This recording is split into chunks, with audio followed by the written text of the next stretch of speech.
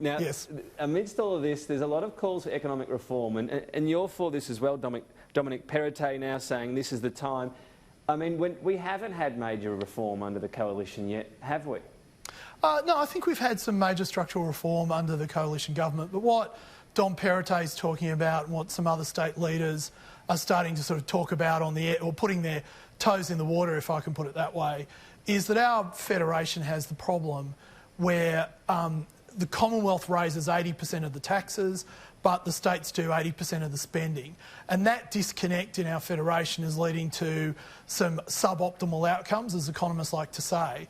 And I think that this is a big opportunity where you've got clearly a reforming Treasurer in Dominic Perrottet in New South Wales, who's leading other Treasurers in this discussion about how can we reform Commonwealth and state relationships to create a system that is more dynamic and encourages the states to undertake more economic reform than they currently are. Is that what you're after here, the states to come as a cohort, whether it's all of them or perhaps all minus one, and then the federal government says, right, well, you're on board so we can actually talk about the detail now? Well, look, the whole point of federations as a system of government is a separation of powers. It's meant to be difficult to govern because you want to make government, you want to divide the power that governments have for various reasons. And so this is not going to be easy. It does require the states to come to the table with goodwill and people understanding that there will be winners and losers, but overall the nation will be better off. And I think this is a moment where we should really press forward and undertake serious conversation on that and not waste this moment in time. Amanda Rishworth, is Labor open to the conversation at least? Oh, well, look, obviously making our federation work better and have better cooperation between the states and territories is important. That was something we did in government. Who would have thought it would have been so hard to get a national curriculum, which has actually served our country very well and importantly, our students well. And I think that's where I would want to be focusing on, is what are the outcomes? What are the outcomes for our nation and what are our outcomes for communities? And it is important in any of these types of reforms to carefully look at those communities that could be left behind. I think, as Jason said, there is often winners and losers, but we can't just, for example, say, well, this state's performing well, so they'll get all the money, they'll get all the economic activity.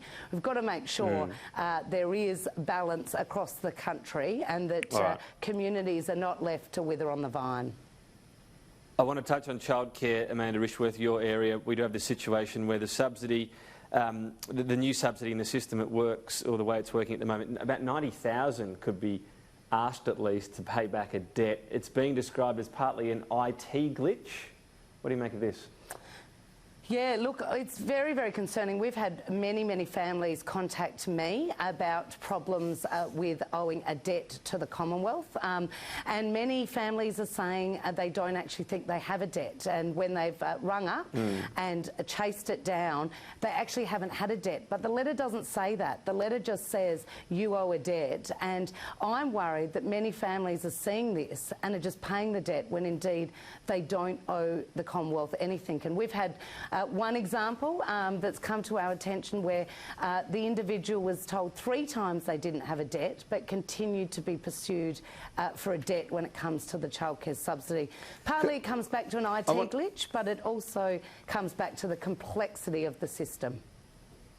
Well, it's been simplified, so 1 payment instead of 2. You do have a situation with these types of payments that you need to ask people, what are you going to earn? And some people don't have a smooth income to be able to estimate what they get. That's always going to be the case. It's going to be a system that has those sort of, ups and downs.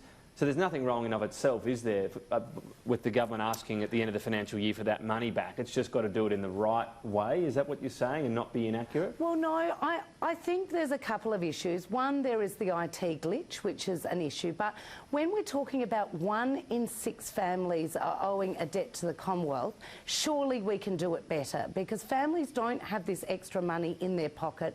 In fact, they've never received any of the childcare subsidy in their bank account. This money's gone direct directly to providers. So I think when we're saying that 1 in 6 families so far have received a debt, we need to have a look at the system. Now, families are telling us how do we know it's not people on their estimates?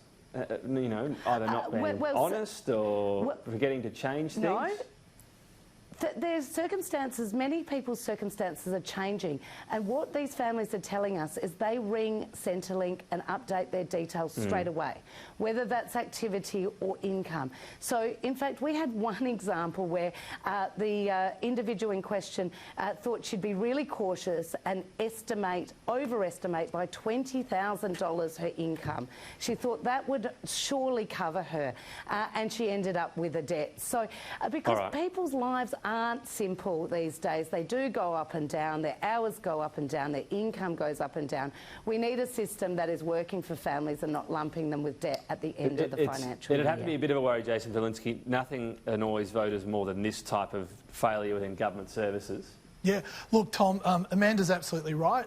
The whole idea of these changes was to simplify the system and to make it easier for families to get back into the workforce and to make sure that early childhood education was reaching as many people as possible and the availability was as high as possible. In any changeover, you're going to have times when it doesn't necessarily work out as well as you wanted it to. Call it an IT glitch, call it a misunderstanding by users. My understanding is that 87% of people... So this is occurring as people are putting in their tax return.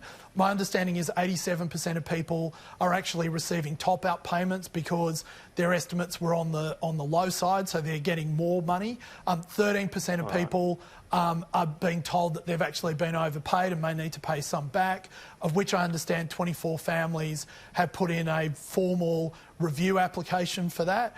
If Amanda has, specific examples, well, of course the Minister and the Department will immediately look at that. Our primary goal is to make sure that we get this right, and if there are problems that as you say, Tom, they don't continue into the future. So, I mean, we're primarily aimed at making sure that childcare is extended to as many people as possible so that it benefits as many Australian families as possible.